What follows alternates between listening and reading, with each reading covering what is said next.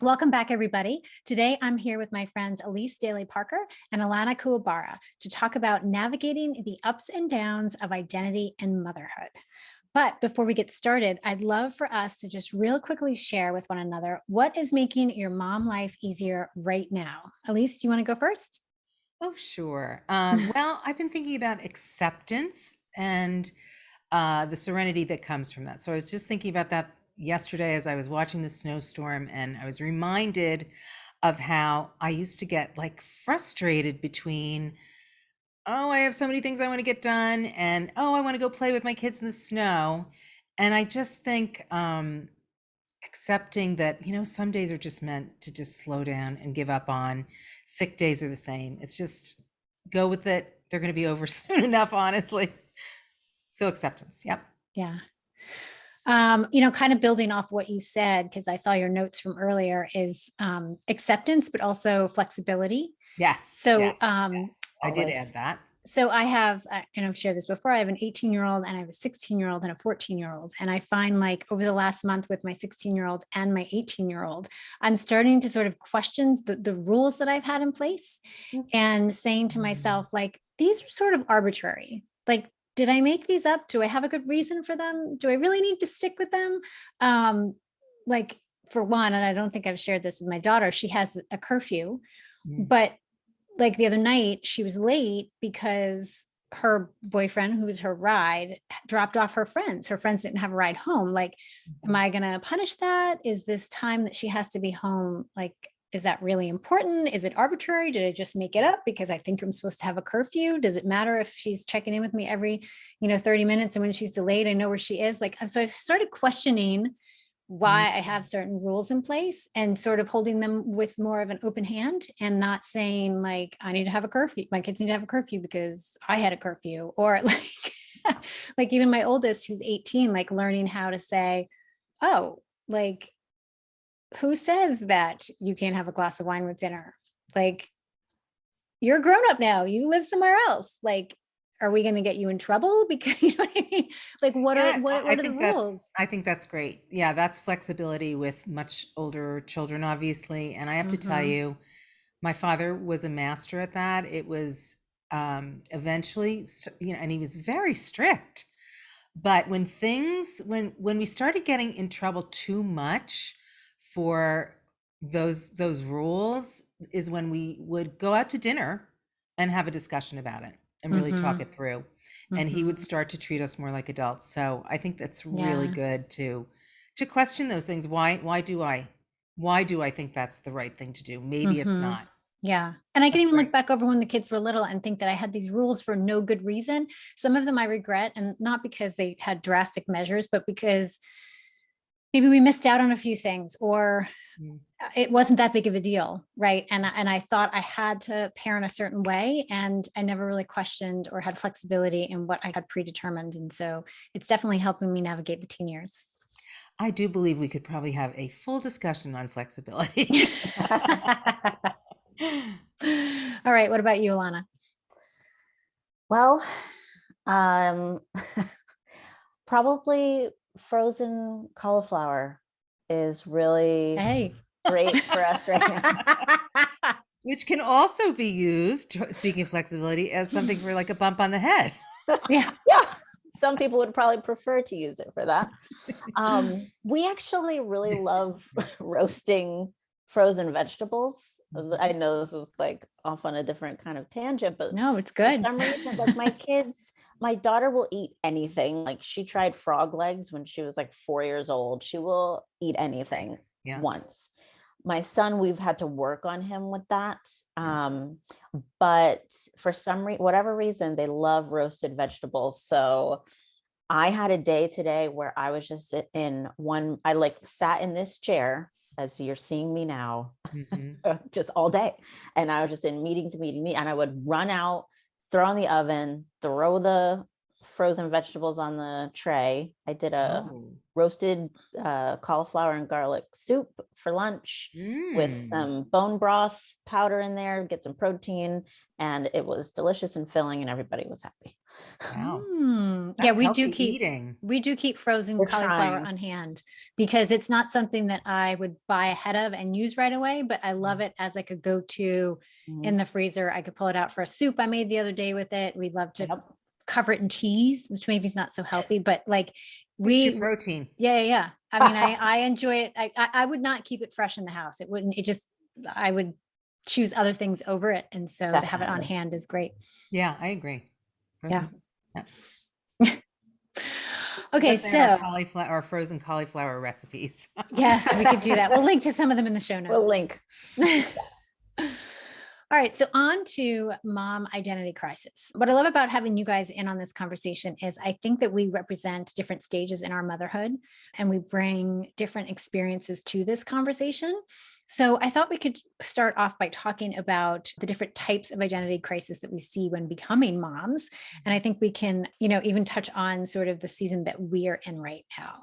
So that first season is definitely when we become mothers. That's that first time when, for me, all of a sudden you turn around and you go, oh my gosh, like my life is completely different than it was 2 years ago. What the heck am I doing? Yes. Like whether you've stopped hanging out with people or you're consumed by everything that has to do with, babies, whether you're like haven't had a regular meal in forever, like whatever it is, Yep. that transition can take many of us by surprise because we quite honestly don't know what to expect from it. And so that's that initial transition and identity crisis. But what are some of the other ones that are out there that we're going to be talking about today? Well, I really do believe that momhood is one transition after the next. And I think that that in itself threw me at how dynamic it is and how, it like literally people talk about this all the time. Just when you think you've got your baby on this schedule, something happens to throw a wrench into the works. So it's like there's infancy, there's babyhood, there's toddlers. Oh, then they go off to school somewhere. And then for many or most. And then maybe there's kindergarten, the school phases, the learning to read. There are so many transitions that impact us. And Mhm. so it's just the way it is. We're moms. And so what is going on in our homes, whether it's transitions with our husbands or our children, I just feel like it's kind of endless. And maybe that's where we start, is that we have an understanding that things are going to change a lot in motherhood. Mhm. Stages, there's a lot of stages. Mhm. So what have you guys experienced most recently in terms of your identity? Well, I mean, mine was a little temporary, but it was still really interesting. And that is when two of my adult children came home for, are you just talking Yeah. about kids or not necessarily? Yeah. Well, Two yeah. of my adult children came home for COVID. Mhm. And for when last year, near when the time it started in March 2020, and they were home for almost a year. And So it's that kind was of like reverse empty nest. it was a reverse empty nest, and there were mostly amazing parts of it. Really blessed time that I never ever would have anticipated. Nothing could have prepared me to have two daughters that had been gone from the home for a long time back in the home. Nothing could have prepared any of us for this recent season. But that was really interesting. And as I say, it was mostly wonderful, but we definitely had to renegotiate roles a little bit. I am no longer a mother who really has too much to say about the way they do things, or I need not to be. Um, a lot of what I have to say is it really has to be invited. That's that's how I that's how I'm interacting with my adult children now. I am not Mhm. telling them what to do. I have daughters who are definitely living in ways that I wouldn't choose for them. There is a discussion, and then I gotta lay it to rest, or the relationship is at risk. Mhm. So Yeah. What about you, Alana? Well, I haven't had a mom identity crisis in a while. Um, feel, pretty decent about that. We've been through so many transitions lately together. And I think that I've learned some lessons early on. One is that flexibility lesson, that like managing expectations kind of lesson, that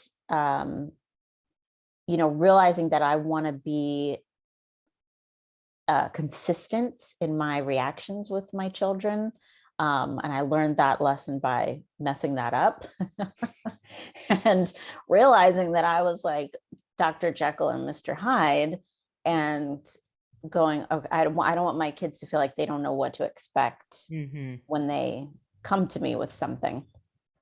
And so that kind of crisis that I had there was in that transition of getting back into working more regularly with the kids around. So I've always worked. The second I could work, I was working. I turned 12, I started babysitting, did the course at the hospital and got my, official babysitter card, and I was out there.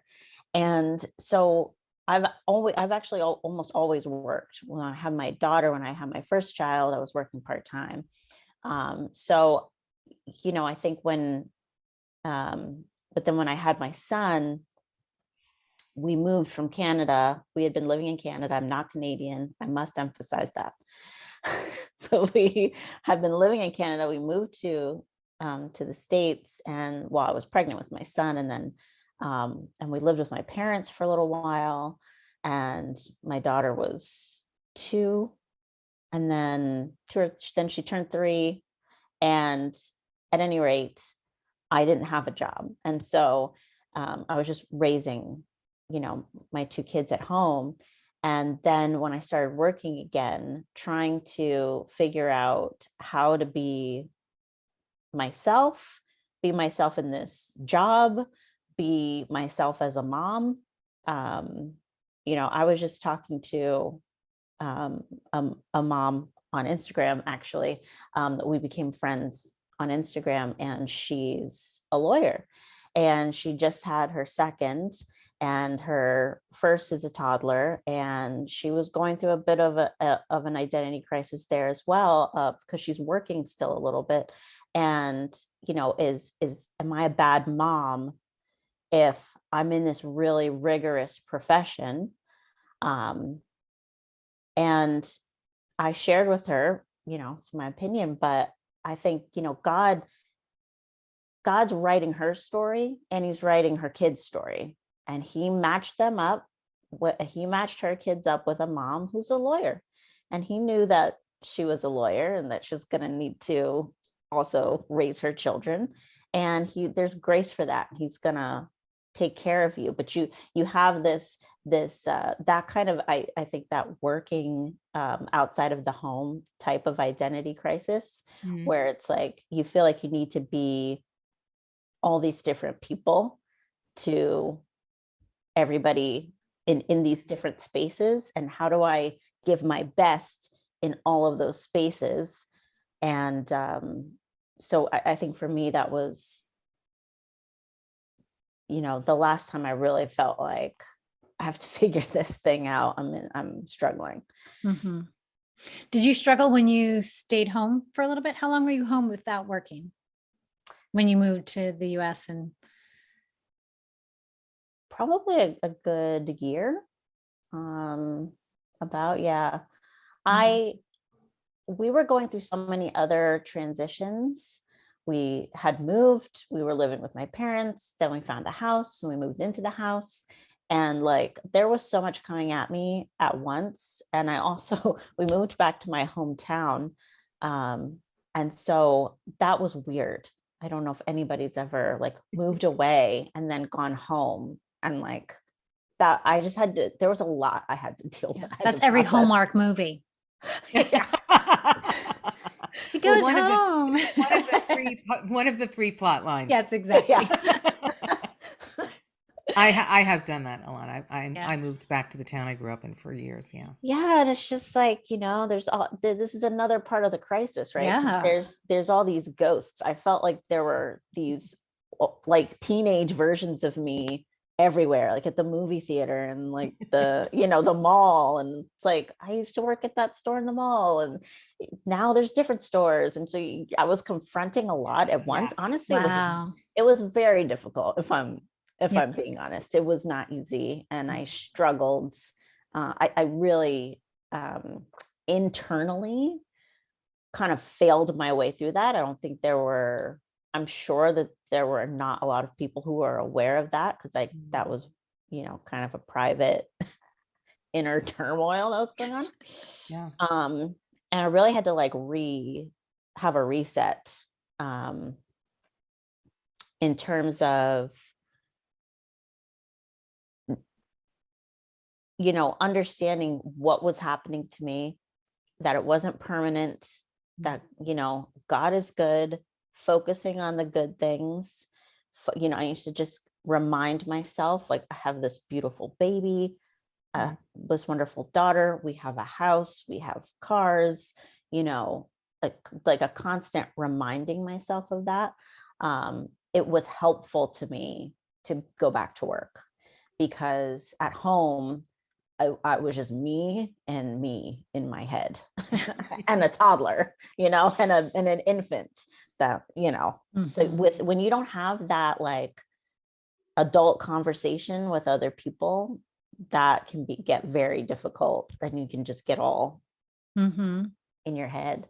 Yeah, And I that's think where Yeah. I I was think at. it very much depends on who you are. And I again, if this is a tangent, then but I never imagined I would ever want to do anything other than be home with my kids.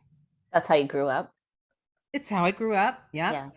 But I was shocked that I did want something more. I did want to do some of the work that I had done in the past. I wanted to do some freelance work. I was a full-time copywriter before I left work, but I really missed it. So that was a shock to me. So maybe, in terms of a transition, I thought the baby transition, it was everything I ever wanted. And when I felt like this was not everything I wanted, I felt terrible. I felt Mhm. like I was failing some manufactured picture of what I thought it was supposed to be like. So, yeah, it's really interesting. Mm. Yeah, I Yeah, that's was, not a tangent. That's good. I mean, that's like the essence no, of what we're talking about. Yeah, We get into this next stage of life, and in what we're talking about, motherhood, and it's different than we imagined. And then we so different. go, what are we doing here? And to question that doesn't mean that you're not grateful to be there, or that you don't love your kids, or that you don't love the life you have. It's just a matter of, okay, what do we do with all of these thoughts and feelings now? And again, for me, I felt so much shame about it. I don't know why. It wasn't really about how I was raised. It was something more about what I thought I wanted all these years, and I finally get it. And like, what's wrong with me that I'm not finding complete and total satisfaction in it? And Mm, Mm. I did, and from that point on, once I think I struggled with it the whole way, and I wish at some point I had given myself permission to pull it apart and say it's okay. Like, Mhm. you're not going to kill your kids by, in fact, it's going to be more damaging to them if you're so unsatisfied yeah. with what is happening. Mhm. So if you do some freelance work as an editor or writer, or teach your childbirth classes, which I was a childbirth educator, it's all okay. So I think it's really important to give yourself permission to think about what's going on at every stage and to Mhm. be like, okay, this is working great. I'm delighted. Okay, we'll keep going. Or, oh my gosh, this is not working great. I'm not feeling great. And I don't know what's going on. I need to I mean, talk about self care. That's self care. Yeah. Mhm. It really is the essential self care that we need to do. What's going on for me? And what do we need to do within our family to work it out? Mhm.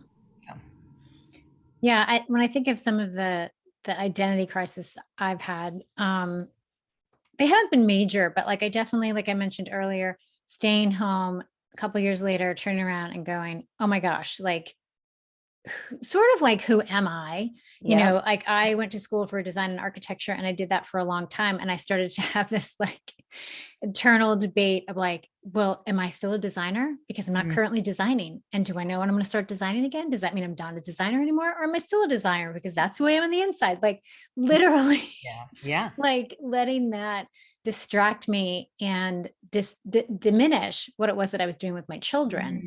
I Mm-hmm. even let that happen. But luckily was able to sort of rein that in and recognize, okay, this is a season. Like, I don't know what the future holds. I don't know what my life is going to look like in a couple years. And at one point I did get a friend of mine from college asked me if I wanted to work part-time, and I worked as a designer, and I redid her company's offices, and I did that for about a year and a half. And so there, you can ebb and flow in the work that Mm-hmm. we do. Mm-hmm. Um, I do have the luxury of doing the work that I do from home, whether it's the podcast or coaching.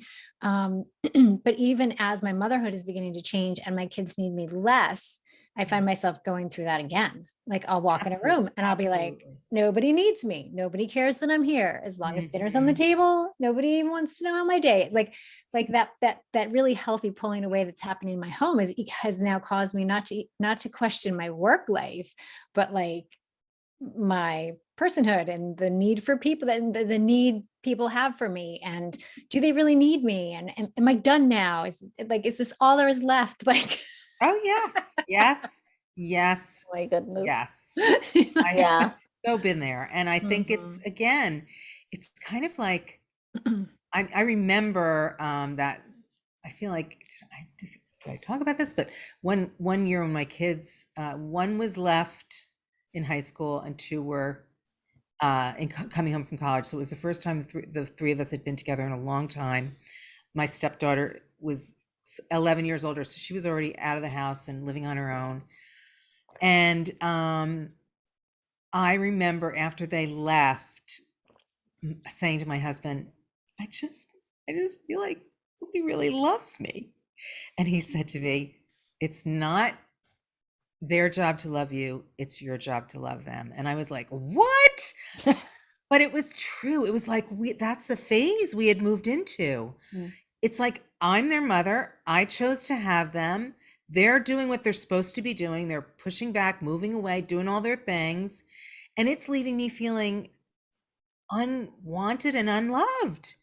And of course we want our children to love us. Of course, it wasn't the truth, but it was what you're describing, Kimberly. It Mhm. felt like I was no longer loved because I was no longer needed, which is an interesting, again, topic in itself. Right, But right. part of being a mother is being needed and being consulted on everything, and when that goes away, that is a loss that we have to, that it's okay to look at. And Mhm. again, that's, I think sometimes we feel these conflicting feelings like, what's wrong with me? My kids are supposed to be doing this. This is the stage they're in. Doesn't matter. You still have feelings about it, you Yeah, know? So, yeah. Yeah, I think that's also why we just have to have such a strongly rooted identity in Christ, Mhm. because otherwise you don't have a true north to come back to, yeah. because you're gonna do this, but as long as you can come back to and you have these godly voices in your life and you have your relationship with Jesus, and okay, I know that I can come back to, I'm a daughter of the King. I am, more than a conqueror. And you can come back to those things. Those scriptures and those facts and those promises. Like they weren't a magic pill for me. It took, kind of a rewiring of my brain when I Mhm. was going through that after I had my son and moved back home, back to my hometown, that whole situation. But I had that sort of that anchor, that I could kind of reel myself in by the help of the Holy Spirit. Because otherwise I think Yeah. there's just so many moms that whether they don't have a relationship with God, or whether they don't, they maybe kind of just forget, or they don't no one really ever told them. But it's just visceral, you just feel the way that you feel, and then you're just in your feelings, and that's where it not that it ends, it just continues on that path of just like, oh, I feel like I don't know who I am. I feel like I don't have any value because I'm not doing the things that brought me value before I had kids, Mhm. or whatever that is. And you kind of get stuck in that place if you get stuck being lost if you don't Yeah. have a true north that you can point at and start walking towards to get out of those woods, if you will, if I might Yeah. continue that metaphor. Yeah, it's good. So what would you say are some of the red flags that help us to identify when we're in an identity crisis? I mean, certainly that up and down of the feelings, getting Mhm. stuck in them. But what are some of the other things that we can kind of keep in mind and go, wait a minute, something's going on here. Well, I I think do think that a lot of what we're talking about is a little bit of grieving where you are as you enter into the next place. And Mhm. as my counselor has said to me more than once, oh, grief again, which is because of unresolved grief, old stuff, whatever. Mhm. And it's so, but I do think there's grief. So if you're feeling sad and a little teary, which I definitely felt at different phases of my kids' lives, Mhm. investigate that. Okay. And again, it's okay to say, "Oh, I'm feeling a little sad about this transition, this leaving." And be there for a bit, allow yourself to explore those emotions, and also, yeah, do think about I was talking to some coaching somebody today who was really talking about like where now. And it's so interesting to hear it because I'm sure I felt the same way, but to hear it was like, well, wait, you're still you. You still have so much ahead of you. This Mhm, is just one phase of your life, but when you're in them, it's hard to look at it that way. So, and Mhm. I heard you say that, Alana, at one point too. This is a season. They are seasons. And again, if we can sort of normalize them a little bit instead of them being Mhm. like, oh, this snuck up on me. I had no idea this would happen, but it is what happens in raising kids. mhm, Mhm. Part of it. Yeah. Yeah. And I think like, you know, for me, I got to the point where I was seeing that my life revolved around my kids. And again, that's not a bad thing, especially if this is something that's important to us. And as a stay-at-home mom, everything I did revolved around the kids. And it really, I had to fight to create relationships and activities for me to do that didn't have to do with the kids. Yeah. And I have to tell you, they're coming in handy because as my kids are getting older, and I'm going to keep, sorry if I keep going back to this, but the teenager thing, like we transitioned from, doing town sports to now high school sports. And it doesn't seem like a big idea, Oh, yeah. a big deal, but on the weekends, we don't really have anything to do. Yes. We're for years, I Yeah. mean, from the time my oldest was in second grade to my youngest being in eighth grade, your Saturdays were booked up and it was fun. I enjoyed it. I enjoyed going to like every soccer game, every wrestling match, every lacrosse game. I mean, we did it all. But now when you transition to high school sports, those competitions happen during the week. Practices are after school. So my kids don't get home until like 5:30, 6 o'clock. And then on the weekends, we sit around and I go, oh my gosh. Oh my gosh. When was the last time I talked to so and so? Because I'm not running into those people on the sports field. I'm mhm, not seeing them at the activities. They don't need rides places. So I'm not chit chatting with the moms while I wait for them to get done with things. So, you know, looking around and seeing like everything I do socially is dependent on my kids. I really had to at some point break free from that and make my own friends that weren't because our kids knew each other or because it was a kids activity. I had to start, signing up for my own activities and asking moms out that we didn't have a kid in common because I thought she was really cool and I wanted to get to know her. So Mhm. like definitely like if that's a red flag, if you turn around and you say, I have nothing of my own. Yes, mm, absolutely. Absolutely. Yeah, you have to be proactive and you have to take initiative when that happens, and it can be hard. Mm-hmm. It can Mm-hmm. be definitely hard to be the first one. But I think that's a good example, and I don't think it's any small thing. Kimberly, you kind of said it is. It doesn't seem like that big a deal. In fact, Mhm. it changes your life Yeah. dramatically, and so of course you're going to feel that. But Yeah, you're always hearing parents going, "Oh my gosh, I'm so busy in the weekends. Like, we always have to do this. We always have like." There's a lot of complaining about the things that you have to do for your kids, yeah. and then what you don't realize is when they're gone, they're gone. You Well, and know. also you get to do you, right? Because Hmm. if you loved that, good for you. You didn't need to complain about it. Some people, you're right. Some people are like, oh, all weekend, every week, which can really be the case. Hmm. I might have done that myself a time or two. Mm, But Yeah. yeah, it's balance. But I totally get that phase too. I actually went through that when my daughter quit sports because it was like, well, that was part of our community. Hmm. We don't have when are we gonna see those people? And it's not gonna be so much fun anymore. It was definitely that was a very unexpected identity crisis for me when my daughter, after doing the whole soccer thing from the time she was 3 years old pretty much, and paying that, did we talk about this already, just thousands of dollars and thousands of hours, and in her junior year she was like, I don't want to do this anymore. And I was like, what? And I literally joined a soccer team at one point, soccer moms, to relate to this my daughter, because I wasn't a sports person. So I was Hmm. like, okay, I'm going to try to figure this out. I quit very, very early on, just so we know. But yeah, that was really shocking. I was like, oh my gosh, I am wrapped up in this thing here, and I need to get detangled. yeah. So, Yeah. And I think another sign or red flag that we are going through identity crisis is that we're so busy that we don't have time for ourselves. And it's kind of similar to what I just said about like having something for yourself, but I'm talking about literally having downtime and alone time and self-care time and time where you're just able to focus on you and even discover what it is that you care about. I was going to add another one. Yeah. When you're not able to be in the moment with your kids, Mm. mm, I think that's a red flag. If you're either mm, constantly in the past thinking about what you used to do, how you used to mm, do things, who you used to hang out with, what your body used to look like, et cetera, et cetera.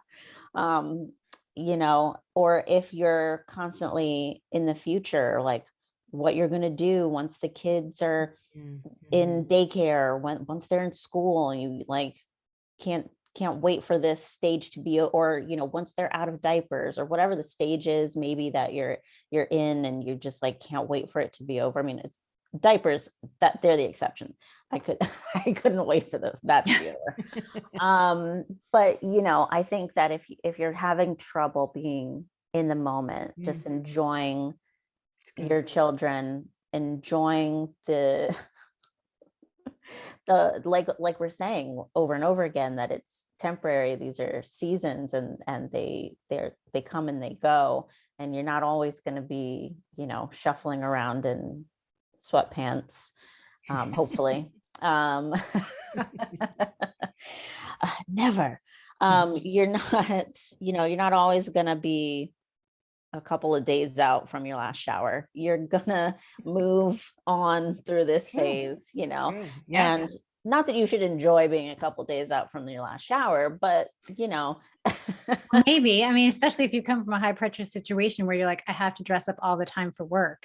Like maybe that, that yeah, is your idea of Yeah. Yeah. maybe that's your vacation, Well, I think if whether or not we do enjoy it, if we could enjoy it, it would be it would be better. Yeah. You Yeah, know? yeah, just really that, take not advantage, but enjoy Yeah. that time that you have to go, what, I'm gonna cuddle with my baby, and I'm Yeah. gonna nap when my baby naps. Nap when your baby naps, you Yes. know because Yeah. that will help you, because part of the identity crisis, right, is that you have this idea that you're not being who you're supposed to be. Mm. But you are, because you're, especially that first baby, or if the baby is, I really all the seasons, but you're in the season that you're in. So if you have an infant who needs you literally 24/7, then you are being who you're supposed to be. And you can bring your sense of humor or your ability to be super productive, or whatever it Mhm. is that you felt, there's these qualities that are part of your, what I'm trying to say is, your job isn't your identity, right?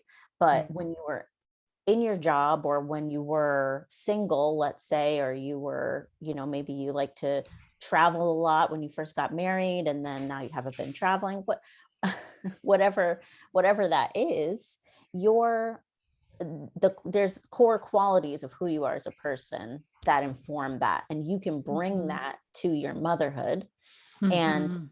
be in that moment, and be a mom, and not be worried about who you used to be or who you wish you were. Be where you are and be who you are in this season. Yeah. I like that you said that, because I do think that Mm. as moms, sometimes we think we need to leave things behind in order to be in this new and current season. And that Right. was one of the things that I was conscious of, especially when it came to creativity. Like, as a creative, how am I bringing creativity into my stay-at-home mom life? You know what I mean? That Yeah, didn't end who I was. I was a designer. I worked, exactly. maybe I wasn't designing, restaurants, although I did do a lot of freelance work, but maybe I wasn't actively working, but I could still, and I should still bring the things that I loved and who I am to my motherhood. And I do think that there was a time when I thought I had to put all of that aside and make this choice to be in this mothering season. And that wasn't true. I mean, I realized that I was, you know, who I was meant to be when I included that, when I purposely started to say, oh, if this isn't going to be provided for me at work, which was easy, I walked in and I had to be creative from the moment I got there to the moment I left. If it's not going to be easy for me to participate in creativity, how can I do it on purpose? Yes, exactly. Yeah. So now I want to talk about, what are some of the tips for getting out of an identity crisis? If we find ourselves in a place where we don't know who we are anymore, we've let who we used to be slip away, what can we do to get out of that place? Well, I think you were just talking about what we were just talking about, these core parts of who you are. um Really just sitting down and going, what are the things that I miss? How do I feel like I've changed? Or what Mhm. what do I feel like is being asked of me to change? What do I feel like I need to suppress in order to be a mom? And I mean, really actually, like, sit down and write this down and Mm-hmm. go and look at it and see if you can get down to, like you said, Kimberly, was it creativity? Is it, traveling? Is it getting out? And how can I take that and adjust it for being a mom? I'm not a homebody. I don't, I work from home now, but I am just generally I like to be social. I like to be out with people, and then I need to not be around people for a while. Mhm. So Mhm. that's how I cycle. Um, but so if you're naturally somebody who loves to go out and be around people, but you have been feeling like you're stuck at home with your baby, um, especially if you feel like your child has this nap schedule that you are beholden to, and God forbid that your child not nap in pristine conditions, temperature 72 degrees, like, The white noise machine on. Yeah. yeah, the rocking, crib. That's like, those diaper commercials that show first time mom and then second time mom. It Listen, if you're a first time mom, it's all beautiful, it's all wonderful, but maybe let go of a little bit of that. Teach your child, even Mhm. from infancy, to be flexible, and Mm. find a mom group that you can go out and do things with. have some people over. If if you can't get out, if there's no mom groups in your area, whatever it is, or just you and your baby. This is going back to that being in the moment thing. I used to go take my daughter when she was an infant. I would just go for walks. I just had to get out of the house. So, I can't get out of the house and necessarily maybe go to an art gallery opening, but I can go for a walk. So what are the ways that you, and never think of them as being lesser than, you're just adjusting for the season that you're in, and in the next season you'll make some adjustments, and this is life. So sit down, write it down. What are these core things? What are the parts of me I feel like I have to suppress in order to be a mom? What are the parts of life that I feel like I'm missing out on? And how can I integrate that into my motherhood? Mhm. I like that you asked the question, what do I think I have to suppress in motherhood? Because that's a great way to identify the lies that we believe about motherhood. And then we can course correct. I think writing things down is fantastic. As you were talking, I thought of, I'll have conversations sometimes with somebody, and I'll talk about what I used to love or what I used to do. And that is an indication of, wait, why did I used to do that? Why didn't I do that anymore? So that's a real good kind of like,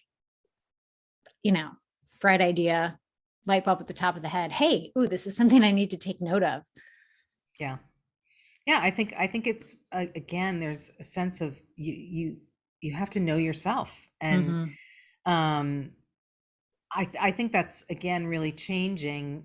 There's more acceptance of that, and more of a, I literally feel like I come from a place where all of this was considered selfish and indulgent. Mhm. And so maybe that's part of what you guys are having to really come out of, because, Mhm.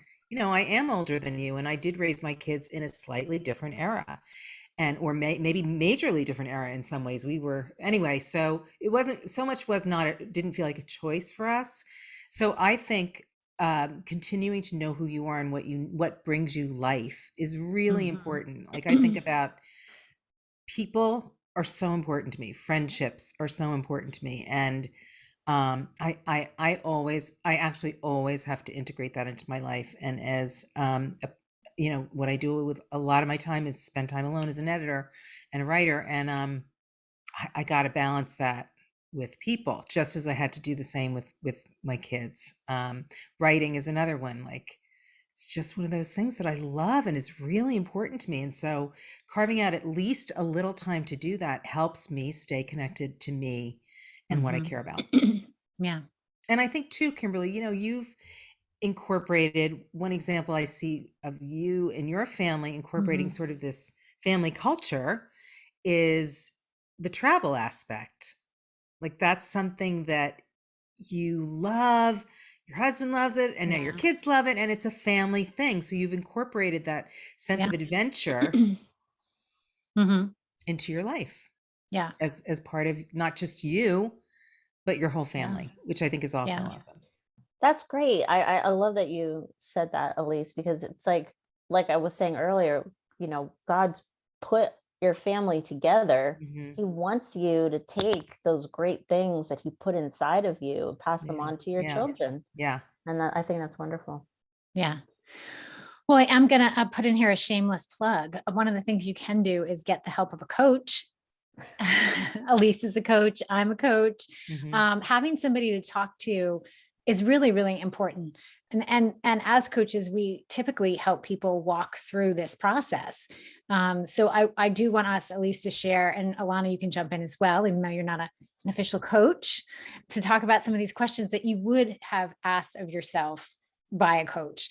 And with that, talking to a coach, and I want to just throw this in real quickly, is talking to your partner about, hey, this is what I'm missing, this is what I'm thinking, what do you see's changed about me? How can Because I do think, like, even our husbands have stories of like who we used to be before we were a mom, or what we True. like to do. And so talking to them about that and getting the support we need from them to like step into those areas. But what are some of the questions as a coach would we ask somebody who comes to us and says, bah, who am I? Well, I love one of the questions I love as a coach is, what has always been true of you? That's actually a question that I heard when I first heard a life coach speak 20 years ago. And I had never heard of life coaching. She was definitely a forerunner. I can't remember her name, but she's around. She's in this area actually. But anyway, I loved that. I love that question because it's a reminder to us. And I'm talking about like essentially, like as you were a child, what was true of you that is still true of you now. So, for example, for me, I was a helper and I was a nurturer. And so there's got to be some kind of element of that in my life in order to, I need to feel like I'm helpful. And that's an important thing to know, Okay, so when I'm not feeling helpful, and of course, you can feel helpful pretty easily with kids. So when you're not feeling helpful with your kids, how else are you going to be feeling helpful? How else can you be a help? So that's one of them, kind of essentially you question. And also like, what makes you smile? When you think about it, what makes you smile? What just energizes you? And my caution would be, don't think too much about it. Just like write a list of 10 things, and maybe 5 of them aren't really going to bring you life, but 5 of them are. Yeah. So those are 2. How about for you, Kimberly? What are some questions you'd ask? Well, some of the things that I like to talk about are your non-negotiables. Like, what are the 5 things that you need to do each day to put your head down on the pillow and feel good about that day? And that can definitely be translated into weekly or monthly non-negotiables. Like, what are the things that I would like to do and then I'm going to commit to doing?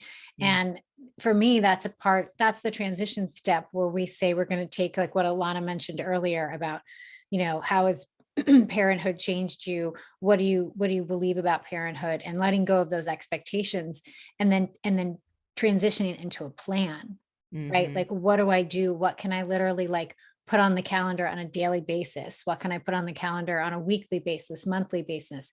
And then from that plan, when you start to put together that plan, you start to figure out, well, who can support me in this? Is it other moms? Is it family that's close? Is it my spouse? And really like not like doing the soul searching, the journaling, the writing it out, but then saying, okay, like what is one small step that I can take in that direction? Yeah. I Yeah. agree. That one small thing at a time is really important. Once you do some of the reflective work, there's like, what are the actions that are attached to it that are really doable? Are SMART goals. Yeah. And like if we go back to what you and me talked about, Elise, in the very, very beginning about this idea of flexibility and accepting, what is it that we would have to let go of in order to allow that balance into our lives? So certainly letting go of something that doesn't need to be there, so we can make room for ourselves, because we're not going to be healthy, we're not going to be emotionally and mentally healthy at the end of the day if everything else is consuming and there's no space for us. Truth. Yeah. Yeah. And I think also looking at when, we've talked a lot about these transitions, and again, give them a moment, give them some space, and then think about what lies on the other side of them. What are the possibilities? What are the opportunities that await? There's that too. And I also feel like coaches are really important, and sometimes a counselor is really important to help you through the transition as well. So let me ask you guys this personal question. For you guys, how do you carve out time to connect with you? Do you guys have a Sabbath? Like, what does it look like to actually prioritize that time? Well, for me, it's going to bed early enough so that I can get up early enough so that I can have some quiet time in the morning. I think that is one of the most essential things for me. And yeah, and it really does begin the night before. The other night I got up, or the other morning I got up really early before the sun was up, and I can't tell you, it was so wonderful. And I just have to remember that. That would probably be my number one thing as well. which is so weird because I just have never been a morning person.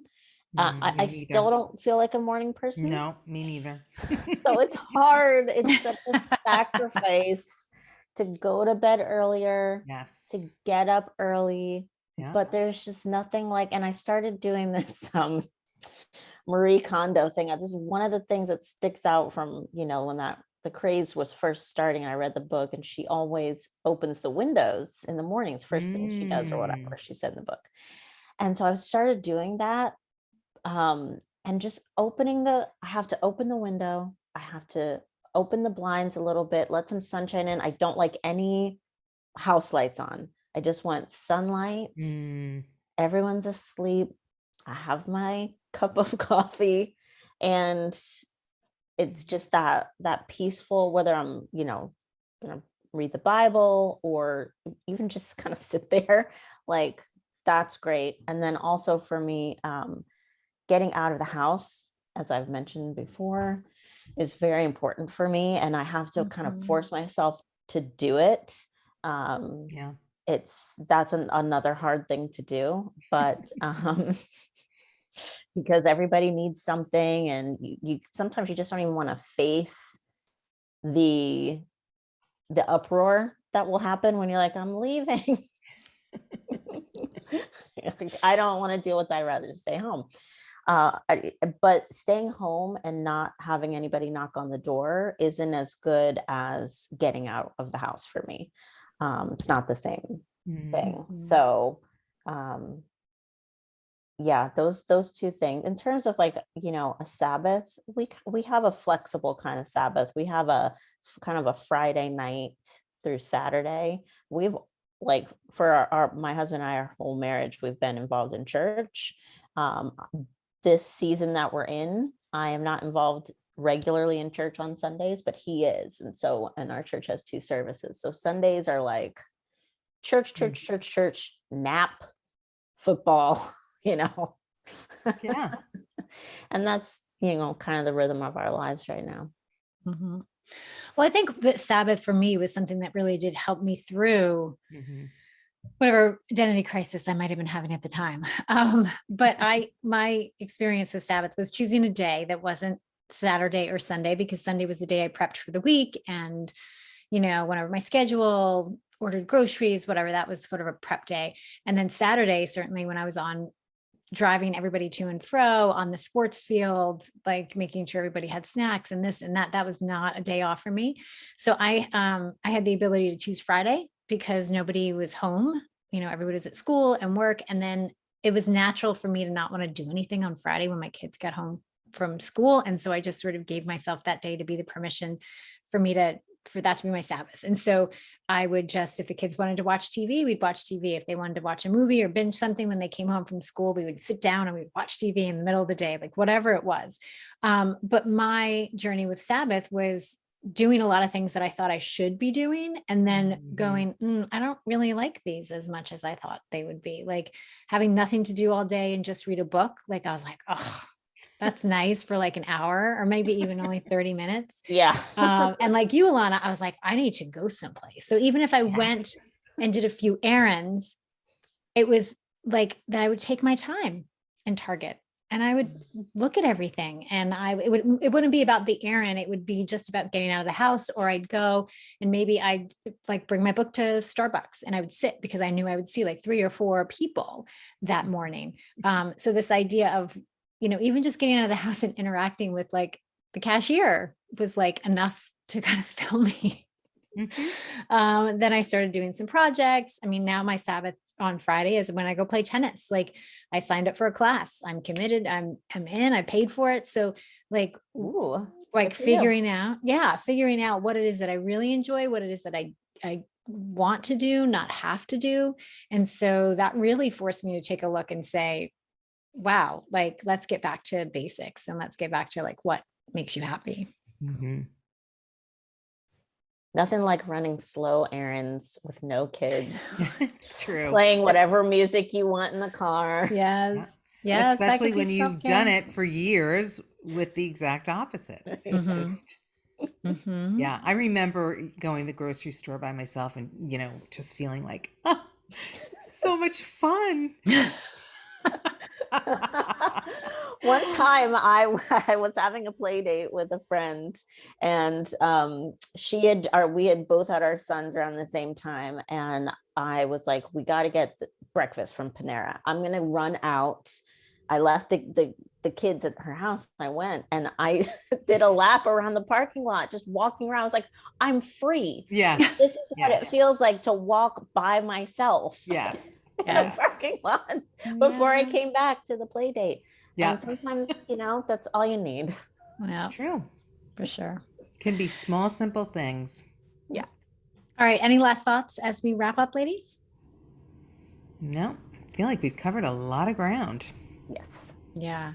I think that the last thing I would say is it's completely normal. And you are among Yeah. many who have felt that way and Yes. who've turned around and wondered, who am I? What am I doing? How did I get here? And that you don't have to stay there. And hopefully we've given you some things to think about so that you don't have to stay there. Yeah, I would say when you're saying that, Kimberly, I'm thinking it doesn't have to be a crisis. It can be a shakeup. It can be a time that's unsettling, but it doesn't have to be a crisis because you can do things about it. That's good. It's good.